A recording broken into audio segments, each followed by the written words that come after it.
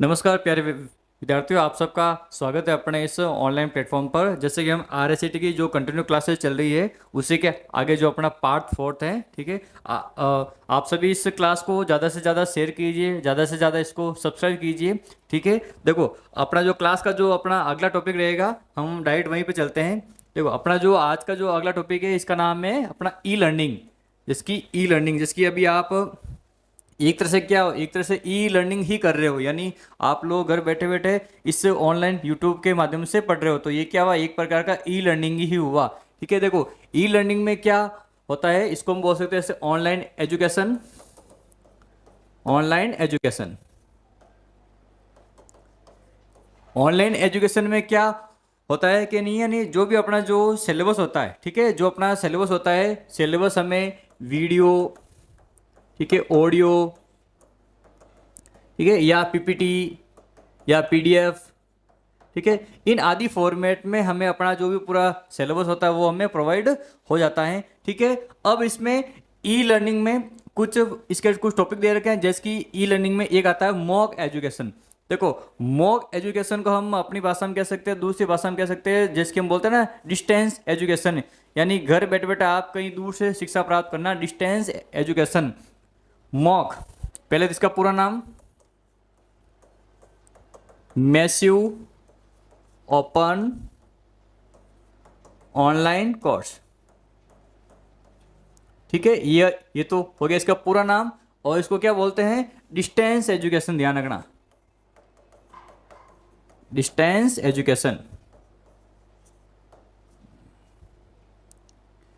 Distance education, ठीक है। तो देखो, ये फुल फॉर्म बहुत इंपॉर्टेंट है, काफ़ी बार अभी हाल ही में जो ये जो सेकेंड लास्ट पेपर हुआ था आरएससीटी का, इसमें ये फुल फॉर्म आई थी, यानी मॉक का पूरा नाम, ठीक है। उसके बाद में अपना आजीविका पोर्टल राजस्थान सरकार, ये पोर्टल क्या करता है, यानी जो अपने राजस्थान के जितने भी जो नागरिक होते हैं उनको जो शिक्षा संबंधी जो भी जानकारी होती है, ठीक है, जो शिक्षा संबंधी जो भी सूचनाएं होती हैं, ठीक है, शिक्षा संबंधी जानकारी प्रत्येक नागरिकों तक पहुंचाने का कार्य, प्रत्येक नागरिकों तक पहुंचाने का कार्य करती हैं, ठीक है, जो आजीविका पोर्टल है, ठीक है। फिर अपना राज ई ज्ञान, देखो, राज ई ज्ञान पोर्टल ये क्या करता है, यानी अपने राजस्थान में शिक्षा का स्तर सुधारने के लिए, ठीक है, या फिर स्कूलों में शिक्षा का स्तर सुधारने के लिए जो पूरा जो सिलेबस है उसको मतलब डिजिटल रूप में बच्चों को प्रोवाइड करना। राजस्थान में शिक्षा के स्तर को सुधारने के लिए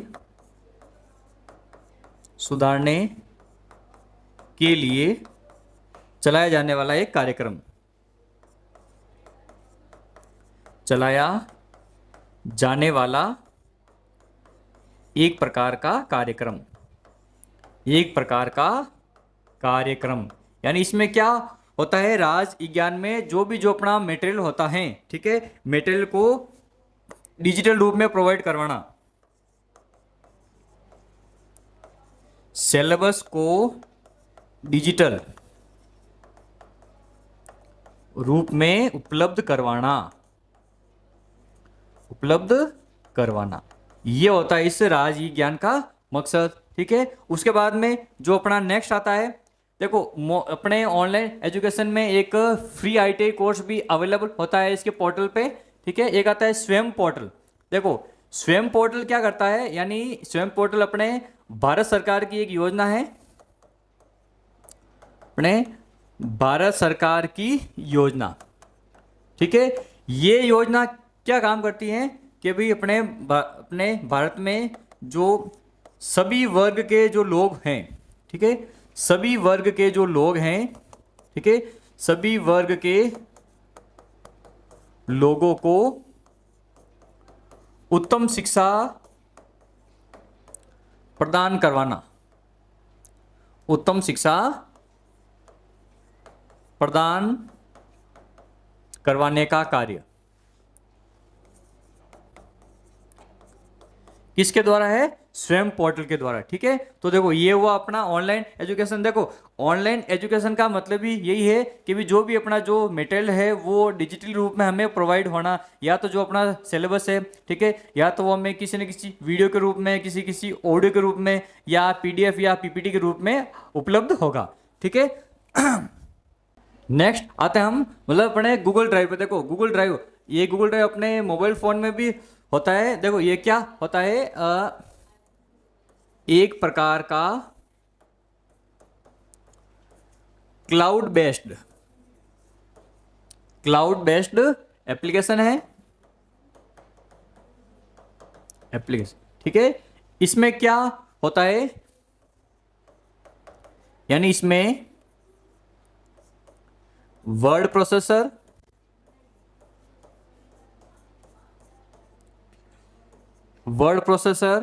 स्प्रेडशीट और पीपीटी यानी जिसे बोलते हैं पावर पॉइंट। ठीक है, यानी उनकी जितनी भी जो फैसिलिटी होती है वो हम इनमें इनका यूज कर सकते हैं। ठीक है, वर्ड प्रोसेसर, स्प्रेडशीट और पीपीटी की सुविधाएं उपलब्ध होती हैं, अवेलेबल होती हैं, उपलब्ध होती हैं। ठीक है, गूगल ड्राइव के बाद में फिर आता अपना वन ड्राइव। देखो वन ड्राइव मतलब क्या होता है? देखो जैसे अपना कंप्यूटर होता है, ठीक है, कंप्यूटर में अलग अलग ड्राइव होता है, जैसे C drive, D drive, E drive. ठीक है, अब इन सबको जब एक जगह पे लाते हैं तो वो बन जाता है वन ड्राइव। वन ड्राइव यानी इसको क्या बोलते हो? इसको आप फाइल एक्सप्लोरर भी बोल सकते हो, फाइल एक्सप्लोरर। इसको आप क्या बोलोगे? File explorer. यानी ये क्या करता है? यानी जो अपने हार्ड डिस्क का जो डेटा होता है, ठीक है, हार्ड डिस्क के डेटा को एक जगह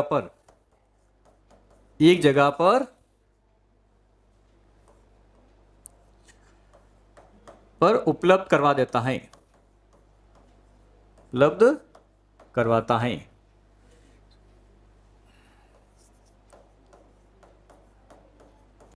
ठीक है, ये अपना हो गया वन ड्राइव। उसके बाद में जो अपना नेक्स्ट टॉपिक है, देखो जॉब सर्च एंड रजिस्ट्रेशन।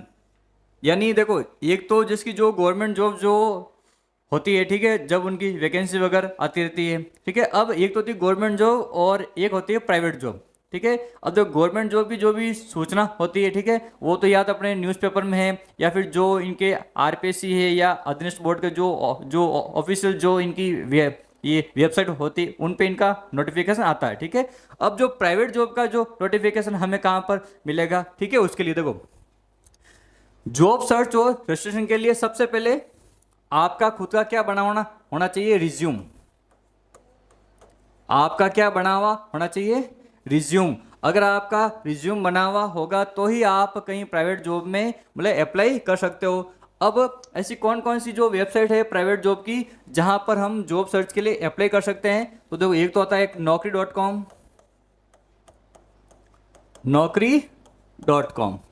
ठीक है, एक आता है मॉन्स्टार.com। इस मॉन्स्टार को एक नाम और भी बोलते हैं फाउंड इट। ठीक है, एक आता है timesjob.com। ये अलग अलग वेबसाइट्स हैं, ठीक है, जहां पर हमें प्राइवेट जॉब की मतलब जो भी नोटिफिकेशन वगैरह होते हैं वो अवेलेबल होते हैं। इनमें क्या करना होता है? जिसकी नौकरी.com को मैंने ओपन किया, ठीक है, यहाँ पर खुद की प्रोफाइल जनरेट करनी होती है, जहाँ पर अपनी जो बेसिक डिटेल्स होती है और साथ में अपना रिज्यूम अपलोड करना होता है। फिर जो भी आपका जो लेवल होता है या फिर जो भी आपकी जो क्वालिफिकेशन होती है उसके अकॉर्डिंग आपके पास में जॉब से संबंधित मेल आते रहते हैं। जॉब सर्च के बाद में अपना आता है मोबाइल ऑपरेटिंग सिस्टम। बहुत इंपॉर्टेंट टॉपिक है। देखो जिस तरह से अपना कंप्यूटर का ऑपरेटिंग सिस्टम होता है, ठीक है, कंप्यूटर का ऑपरेटिंग सिस्टम जिसका क्या नाम है? विंडोज। ये तो नाम है। अपने कंप्यूटर का ऑपरेटिंग सिस्टम क्या आता है? विंडोज। उसी तरह से मोबाइल फोन में भी एक ऑपरेटिंग सिस्टम आता है जिसका नाम होता है एंड्रॉयड। ठीक है, जिसका नाम क्या है? एंड्रॉयड। तो देखो मोबाइल ऑपरेटिंग सिस्टम में एंड्रॉयड, ठीक है, एंड्रॉयड ओएस जो मोबाइल का ऑपरेटिंग सिस्टम होता है। देखो सबसे पहला एंड्रॉयड वर्जन क्या है, जिसका नाम है एस्ट्रो, और ये 2008 में रिलीज किया गया। ठीक है, मोबाइल फोन का जो मतलब मोबाइल ऑपरेटिंग सिस्टम का जो पहला वर्जन है जिसका नाम है एस्ट्रो। ठीक है, ये 2008 में बनाया गया। ठीक है, उसके बाद में जितने भी जो एंड्रॉयड जो भी वर्जन हैं, जितने भी जो एंड्रॉयड वर्जन है, ठीक है, उनके जो नाम, एंड्रॉयड वर्जन के नाम एक मीठे व्यंजन के नाम पर, एक मीठे व्यंजन के नाम पर, मीठे व्यंजन के नाम पर रखे गए हैं। देखो जैसे कि मोबाइल फोन में जब भी एंड्रॉयड का जब नया अपडेट आता, ठीक है, तो उसका नाम होता, ठीक है, जैसे कि एंड्रॉयड कप केक, ठीक है, Android Nougat, Android KitKat, Android Froyo, Android Jelly Bean. यानी ये सब क्या एक चॉकलेट्स के नाम है। ठीक है, लेकिन इन्हीं नाम के बेस पर अलग अलग एंड्रॉयड मोबाइल वर्जन के नाम दिए गए थे। ठीक है, हालांकि खूब सारे हैं। अभी जो लेटेस्ट जो Android version, latest Android version का क्या नाम है, एंड्रॉयड 15, एंड्रॉयड 15। ठीक है, सबसे जो लेटेस्ट एंड्रॉयड का वर्जन कौन सा है, एंड्रॉयड 15, ध्यान रखना। ठीक है, अगर पूछे भी अभी वर्तमान में सबसे मतलब एंड्रॉयड का सबसे लेटेस्ट वर्जन कौन सा है, तो एंड्रॉयड 15। ठीक है, एक तो हुआ ये एंड्रॉयड।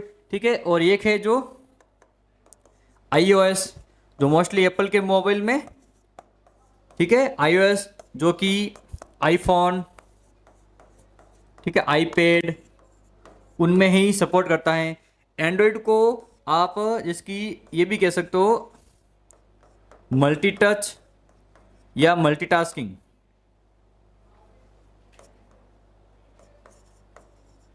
मल्टीटास्किंग। ठीक है, मोबाइल एंड्रॉयड में कौन, एक तो आता है अपना एंड्रॉयड, एक आता है अपना iOS। ठीक है, एंड्रॉयड का जो सबसे पहला वर्जन है एस्ट्रो, जो 2008 में रिलीज किया गया।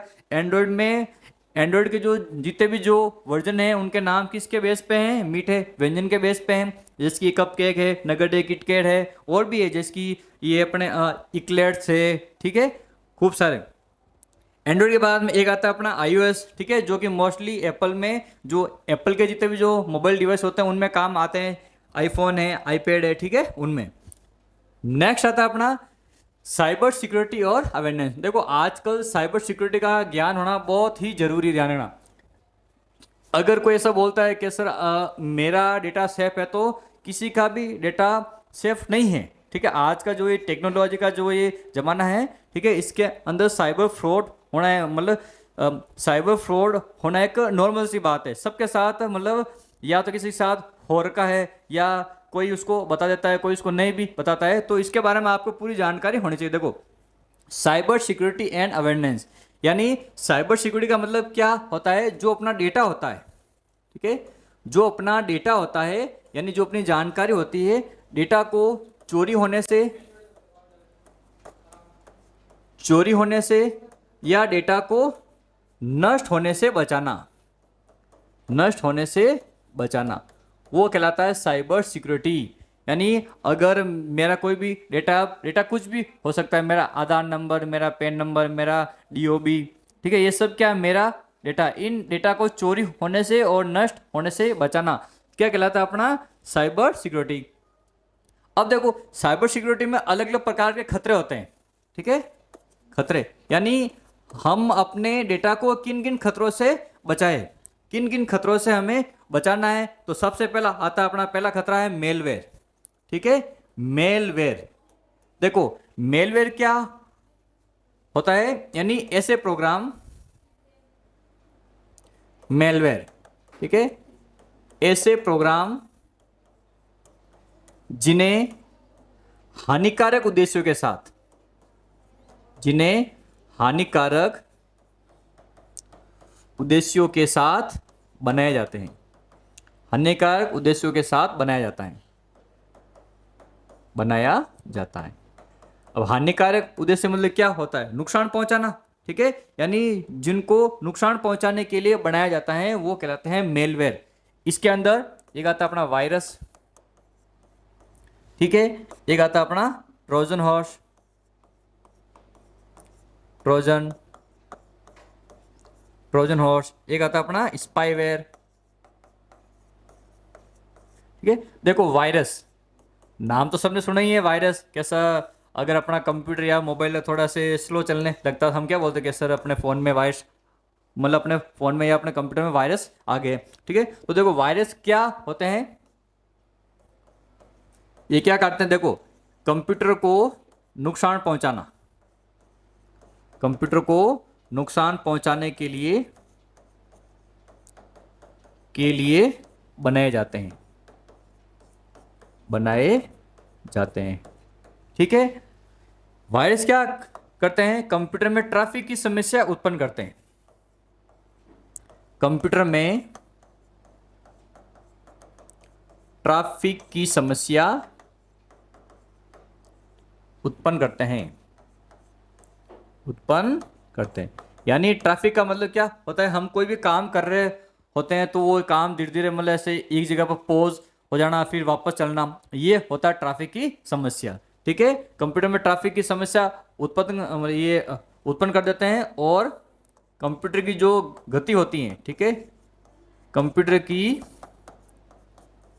गति को धीमा करता है, ठीक है, स्पीड को स्लो कर देता है। कौन करता है? वायरस, ठीक है। उसके बाद में देखो एक आता है अपना ट्रोजन हॉर्स। देखो ये ऐसा वायरस है, इसका नाम एक घोड़े के नाम पे रखा है भाई। ट्रोजन कौन है, ठीक है, ट्रोजन कौन है? इसको मैं थोड़ा सा ही लिखता हूं ना,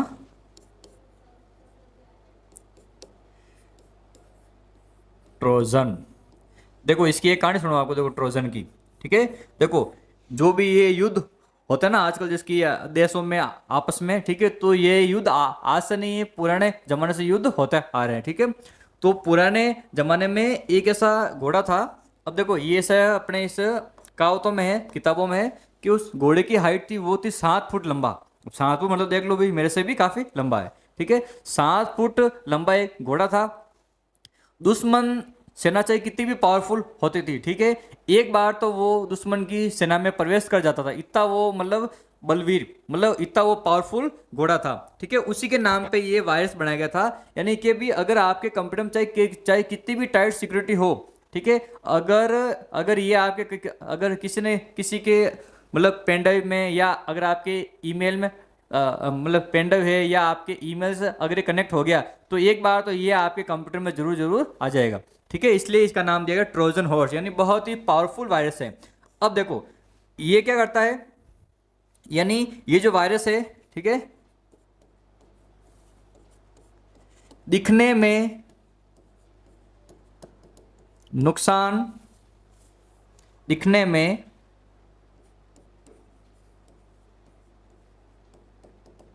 नुकसान पहुंचाने वाला नहीं लगता है। यानी ये दिखने में, देखो जैसे कोई घोड़ा नहीं होता है, पहुंचाने वाला नहीं लगता है, ठीक है। जिसकी शादी ब्याह में हम कोई ऐसे घोड़े वगैरह होते हैं, ठीक है, दिखने में कितने से शानदार लगते हैं, ठीक है। और जैसे हम उसके पास जाकर उसको हाथ हाथ लगाते हैं तो क्या होता है, वो जोश अपना मतलब ऐसे पाँव से मारता है, लात मारता है, ठीक है, सेम वो कि वो, ठीक है। यानी ये क्या होता है, दिखने में नुकसान नहीं पहुंचाता है लेकिन अंदर ही अंदर, ठीक है, अंदर ही अंदर डेटा को नुकसान पहुंचाता है, डेटा को नुकसान पहुंचाता है, नुकसान पहुंचाता है। यानी जो भी मेलवेयर होते हैं उनके लिए रास्ता उपलब्ध करवाता है, ठीक है। एक होता है स्पाईवेयर। देखो स्पाईवेयर को आप अपनी भाषा में बोल सकते हो जासूस, ठीक है, जासूस। यानी जासूस को आप देखो ये कह सकते हो वे प्रोग्राम जो कंप्यूटर में जासूसी का कार्य करते हैं। या जासूसी या कंप्यूटर की निगरानी, कंप्यूटर की निगरानी का कार्य करते हैं। ठीक है, वो कहलाता अपना स्पाईवेयर। ठीक है ना। देखो अब, देखो खूब सारी ऐसी कंपनियां भी होती है जिनका काम होता है, क्या होता है, केवल केवल वायरस बनाना। जैसे कि आपने वो मूवी देखी होगी भाई, जिसकी क्रिस 3, ठीक है, जिसमें जो काल होता है वो क्या करता है, पहले अपना पूरा जो वायरस होता है वो वायरस फैलाता है, और बाद में वो अपना एंटीडोट मतलब लोगों को भेजता है। सेम वो का वो सीन वायरस भी, यानी मेलवेयर में आता है वायरस। वायरस भी क्या करते हैं, वायरस भी मतलब जो भी प्रोग्रामर होते हैं उनके द्वारा वायरस भी बनाए जाते हैं। ठीक है, और उन वायरस का तोड़ निकालने के लिए एंटीवायरस प्रोग्राम भी बनाए जाते हैं। ठीक है, इसमें देखो एक छोटी सी एक और ध्यान रखना,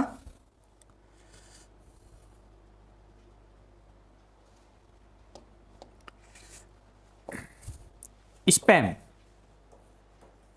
एक आता है स्पैम। What is spam? जैसे कि अपने मोबाइल में ट्रू कॉलर होता है, ठीक है, या कोई ऐसे कॉल आता है तो उस पर लिखा हुआ आता है स्पैम कॉल। ठीक है, स्पैम कॉल या फिर स्पैम का मतलब क्या होता है, अनावश्यक रूप से आने वाले, अनावश्यक रूप से आने वाले, अनावश्यक रूप से आने वाले कॉल या मैसेज। ठीक है, उनको क्या बोलोगे आप, स्पैम। जो अनावश्यक रूप से आते हैं, यानी जैसे कि किसी कंपनी के हैं या कोई एडवर्टाइजमेंट वाले हैं, ठीक है, वो क्या करते हैं, हमें अनावश्यक रूप से मैसेज भेजते हैं। हम थोड़ी बोलते हैं उन्हें कि भाई हमको मैसेज सेंड करो, अनावश्यक रूप से आते हैं। ठीक है, वो क्या कहलाता है, स्पैम। ठीक है, इसके बाद में देखो अपने जो ये खतरे में पहला था अपना मेलवेयर। मेलवेयर में अपने एक तो वायरस आ गया, ट्रोजन हॉर्स आ गया, स्पाईवेयर आ गया। ठीक है, इसके बाद देखिए मेलवेयर के बाद में जो अपना अगला टॉपिक आता है उसका नाम है अपना फिशिंग। देखो फिशिंग एक फ्रॉड है, मतलब ये नॉर्मल लोगों के साथ में होता रहता है। यानी एक अनजान व्यक्ति के द्वारा उसके पास में कॉल आता है और वो कहता है कि भाई बहुत बहुत बधाई हो, आपको 50 लाख की लॉटरी खुली है। अब ये चीज़ सुनते ही क्या होता है, मतलब लोग ऐसे खुशी के मारे ऐसे अपने होश गंवा बैठते हैं, और वो खुशी खुशी के मारे ही क्या करते हैं, जो भी अपना जो बैंक बैलेंस होते हैं, जिसमें जो भी राशि होती है 5,000, 10,000, 15,000, और वो राशि भी गंवा बैठते हैं। ठीक है, यानी इसमें क्या होता है, यानी आपको एक लालच भरा एक कॉल आता है जो क्या करता है, आपसे आपकी व्यक्तिगत जानकारी पूछता है कि भी आपका नाम क्या है, आपका डेट ऑफ बर्थ क्या है, आपका मोबाइल का ये जो OTP वगैरह। और जैसे हम उसको अपनी जो ये जानकारी शेयर करते हैं तो जो भी अपने जो अकाउंट में जो भी पैसे होते हैं वो सारे अपने मतलब गायब हो जाते हैं। यानी देखो फिशिंग, फिशिंग का मतलब क्या आता है कि भी अनजान व्यक्ति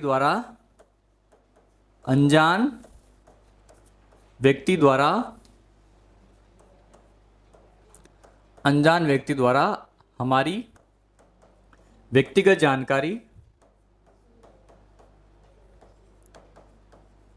पूछना। ठीक है, जैसे डेट ऑफ बर्थ हो गया, ठीक है, पिन नंबर हो गया, OTP हो गया, ठीक है, अपना जैसे नेम वगैरह, ठीक है, फादर नेम वगैरह। और जैसे हम ये अपनी जानकारी शेयर करते हैं तो अपने साथ में फ्रॉड हो जाता है। ठीक है, उसके बाद आता है पासवर्ड अटैक। देखो इसका नाम ही क्या, पासवर्ड अटैक। इसमें क्या क्या होता है, यानी जो हैकर होता है, ठीक है, हैकर होता है, ठीक है, हैकर क्या करता है कि हैकर द्वारा हमारे ईमेल या बैंक अकाउंट, ठीक है, ईमेल या बैंक अकाउंट के पासवर्ड को तोड़ने की कोशिश की जाती है, तोड़ने की कोशिश की जाती है।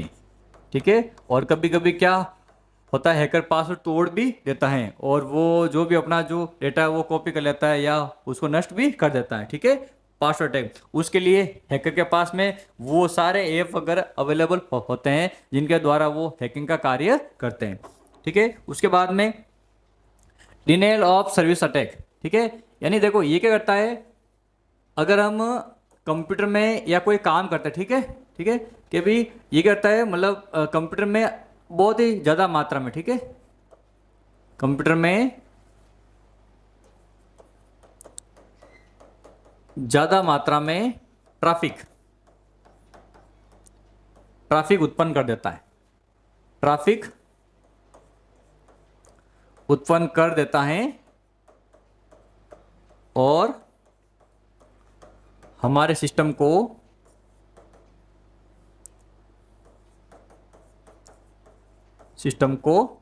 ऑफ कर देता है, ठीक है। ये आता है डिनायल ऑफ सर्विस अटैक में, ऑफ कर देता है। इसको थोड़ा सा लिखता हूँ ना, ऑफ कर देता है।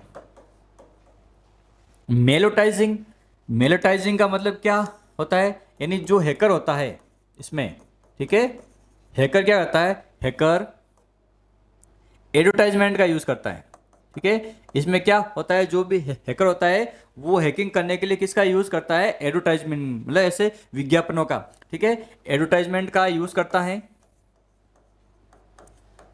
है, ठीक है। हम जैसे ही एडवर्टाइजमेंट पे क्लिक करते हैं, ठीक है, हमारे द्वारा एडवर्टाइजमेंट पर क्लिक करने से,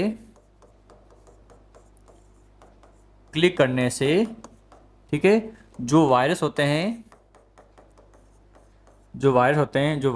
हैं वो हमारे कंप्यूटर में,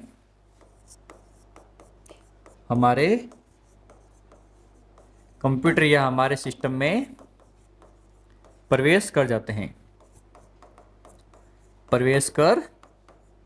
हैं, ठीक है। ये होता है अपना मेलोटाइजिंग, ठीक है। उसके बाद में कि भी अब हम कोई भी वेबसाइट ऑन करते हैं, ठीक है, तो हम कैसे पता करें कि भी जो भी हमने वेबसाइट ऑन करी है वो एकदम सेफ है, कहीं फ्रॉड तो नहीं है, ठीक है। उसके लिए यानी सुरक्षित वेबसाइट को कैसे पहचान होता है, देखो जिसकी मैं यहाँ पर ऑन कर रहा हूँ, ठीक है, जिसकी ये चित्र बना रहा हूँ, ये अपने कंप्यूटर में जिसकी भी मैंने गूगल क्रोम ऑन कर रखा, ठीक है, ये अपना हो गया अपना पीसी, ठीक है।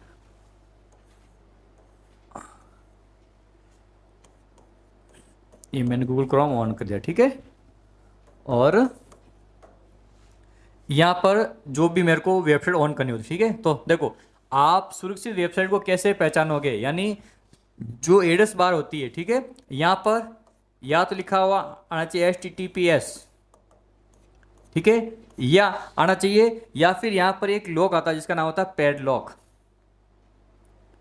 एक लॉक है जिसका नाम है पैडलॉक, ठीक है।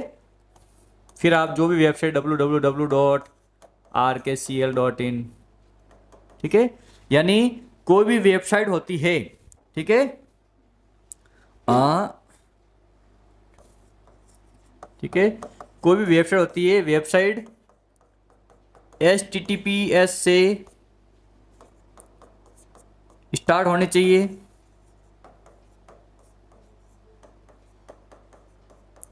या स्टार्ट होनी चाहिए,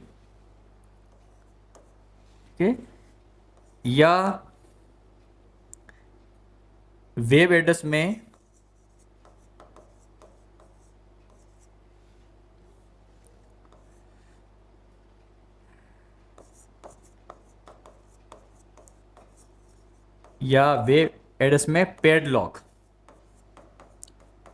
पैडलॉक होना चाहिए, ठीक है। देखो जो ये लॉक है, इस लॉक का क्या नाम है, पैडलॉक, ध्यान रखना। कोई भी वेबसाइट होती है या तो HTTPS से प्रारंभ होनी चाहिए, या फिर उसमें क्या आना चाहिए, पैडलॉक। जब ये दोनों में मतलब जब ये आते तो देख लेना भी हमने जो भी वेबसाइट ऑन करी है वो एकदम सेफ है। यानी मोस्टली ये कहाँ आती है, यानी जो बैंकों से जो रिलेटेड जो वेबसाइट होती है, जहाँ से हम ऑनलाइन जैसे कि जो ट्रांजेक्शन करते हैं, ठीक है, वहाँ पर हमें विशेष प्रकार से इन बातों का ध्यान रखना चाहिए, ठीक है। अब हमने पहचान तो लिया, ठीक है। अब हम सुरक्षित ब्राउजिंग, यानी हम इंटरनेट चला रहे हैं, ठीक है, मैं कोई चीज़ सर्च कर रहा हूँ, ठीक है, अब उसके लिए किन किन बातों का ध्यान रखना चाहिए, देखो सबसे पहले जो भी अपना सिस्टम होता है, ठीक है, कंप्यूटर सिस्टम को अप टू डेट रखना चाहिए, अप टू डेट रखना चाहिए, ठीक है। सिस्टम में एंटीवायरस प्रोग्राम का यूज करना चाहिए,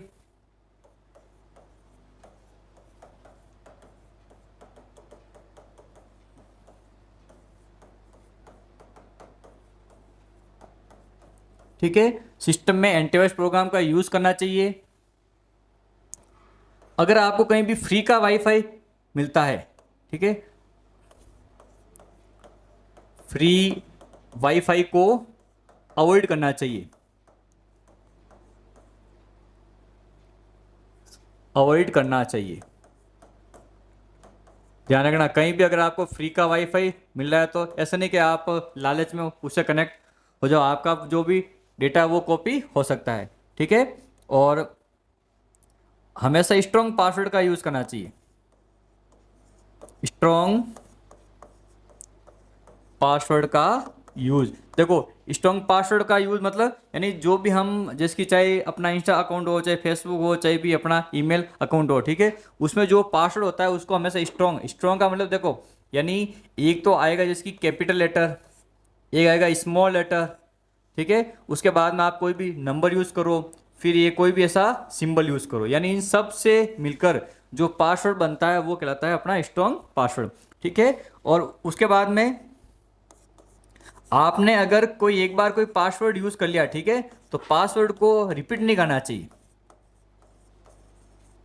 पासवर्ड को रिपीट नहीं करना चाहिए,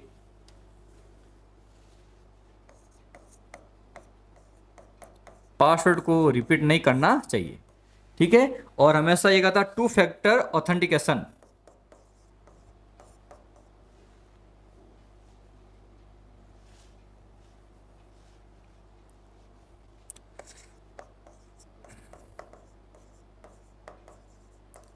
टू फैक्टर ऑथेंटिकेशन का यूज करें।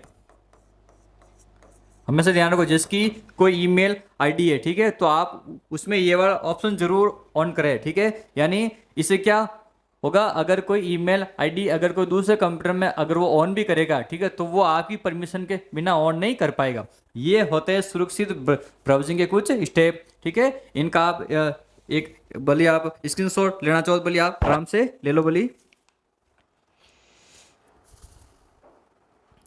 43। देखिए नेक्स्ट आगे, ठीक है। फिर आते अपने आईटी एक्ट, ठीक है। अपने आईटी एक्ट कौन कौन से, यानी देखो, अगर कोई अपने जिसकी ये साइबर से संबंधित, जो अपने कंप्यूटर से डॉक्यूमेंट से संबंधित अगर कुछ छेड़छाड़ करता है, ठीक है, तो उनके ऊपर भी कुछ ऐसे अपने कुछ कानून बने हुए। देखो, सबसे पहला आता अपना इंडियन आईटी एक्ट 2000, ठीक है। इसमें क्या है, देखो, इसमें कुछ ऐसे धाराएं हैं, ठीक है। इसकी धारा 43, धारा 65, धारा 66, धारा 67, ठीक है। देखो, इसमें क्या होता है, देखो धारा 43,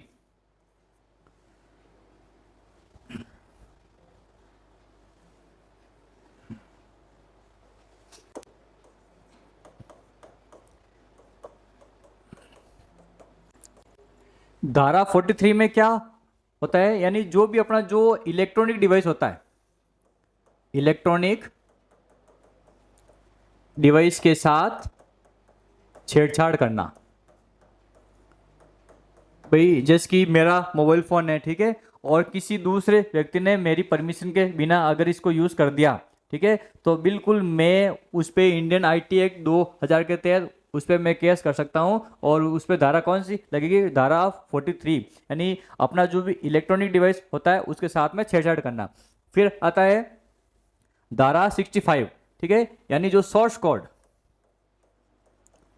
सोर्स कोड के साथ छेड़छाड़, के साथ छेड़छाड़।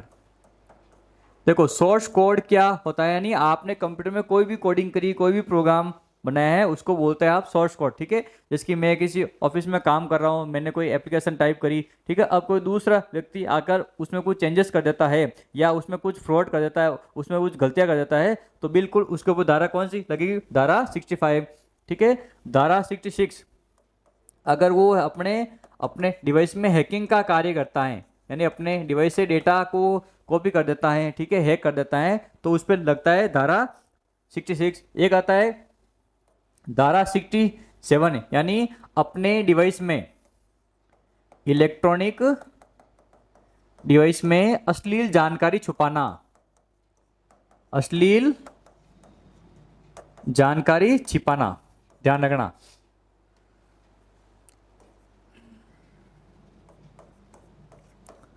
अगर अपने मोबाइल फोन में अगर कुछ अश्लील जानकारी रखते हो, ठीक है, तो बिल्कुल आपके ऊपर इंडियन आईटी एक्ट 2000 के तहत धारा 67 लगेगी। ठीक है, इस बात का ध्यान रखना। इसके अलावा ये आता है इंडियन कॉपीराइट एक्ट 1957। इसका मतलब देखो, इसका नाम ही है कॉपीराइट। कॉपीराइट का मतलब क्या होता है, ठीक है, अगर कोई भी व्यक्ति हमारे डेटा को अगर कॉपी करता है, कोई भी व्यक्ति हमारे डेटा को कॉपी करता है बिना परमिशन, ठीक है, अगर कोई व्यक्ति हमारे डेटा को कॉपी करता है तो उस पर कौन सा एक्ट लगेगा, इंडियन कॉपीराइट एक्ट 1957। ठीक है, उसके बाद में इंडियन पेनल कोड में 2 धाराएं होती है। एक आते है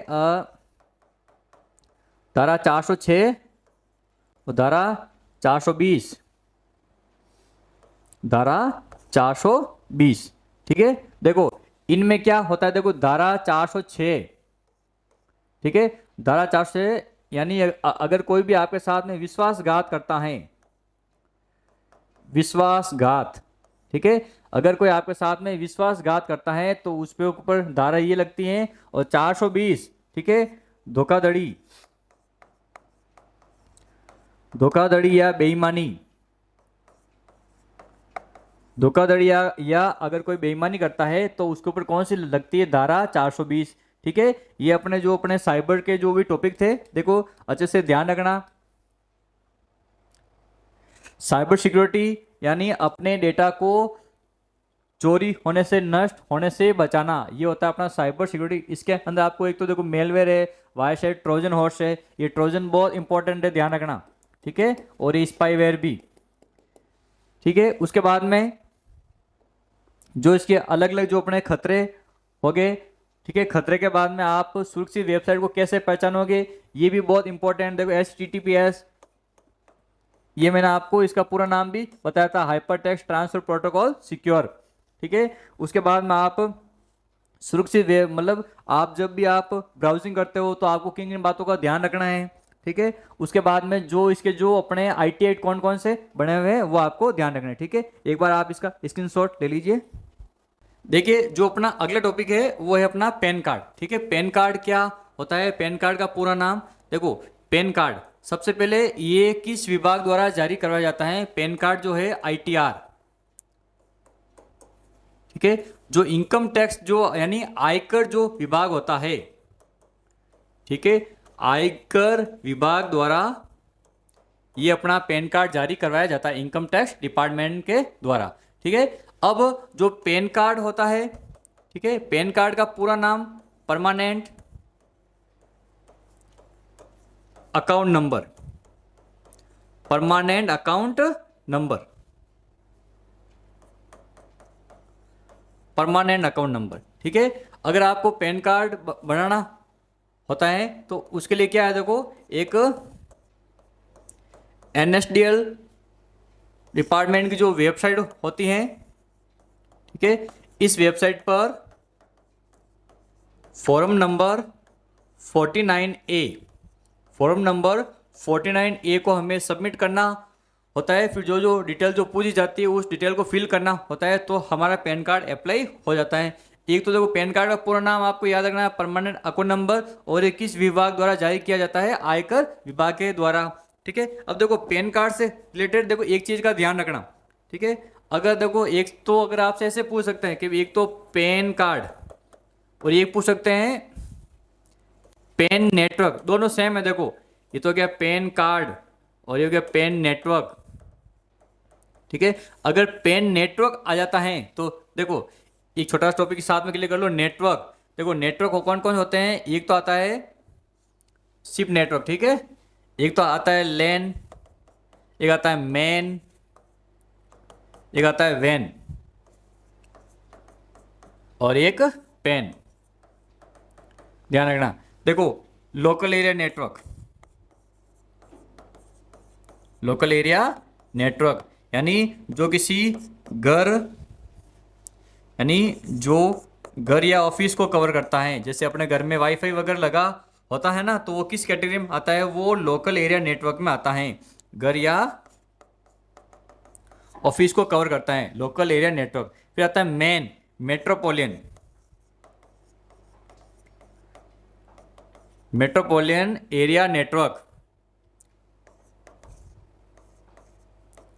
ठीक है, जो क्या करता है किसी शहर या किसी कस्बे को, शहर या कस्बे को कवर करता है, ठीक है। फिर आता है वैन, वाइड एरिया नेटवर्क, जो पूरे विश्व को कवर करता है, इंटरनेट। ध्यान रखना। फिर आता है पेन, इसको इसको बोलते हैं personal area network, personal area network. जिसे हम नहीं बोलते भाई जिसकी अपना ये मोबाइल का हॉटस्पॉट वगैरह ऑन करना, ठीक है, ये ब्लूटूथ वगैरह, तो ये सब किस में आता है, अपना पेन में आता है, ठीक है। तो ये देखो इसे ध्यान रखना, अगर पेन कार्ड का पूछता है तो परमानेंट अकाउंट नंबर, और पेन नेटवर्क पूछता है तो पर्सनल एरिया नेटवर्क, ठीक है। इसके बाद में जो अपना अगला टॉपिक है आधार सेवाएं। देखो जो आधार सेवाएं है वो किस विभाग द्वारा जारी किया जाता है। देखो आधार जो है यूडीआई, ठीक है, यूडीआई जो विभाग है इसके द्वारा आधार सेवाएं उपलब्ध करवाई जाती हैं। और आधार नंबर कितने अंकों का होता है सबको पता ही है। आधार नंबर कितना होता है, 12 अंकों का, 12 अंकों का आधार नंबर होता है, ठीक है। इस बात का ध्यान रखना। और मतलब प्रत्येक व्यक्ति का अलग अलग होता है, किसी का सेम नहीं होता है आधार नंबर, ठीक है। यूडीआई विभाग द्वारा, अगर इसका पूरा नाम जाना तो देखो यूनिक आइडेंटिफिकेशन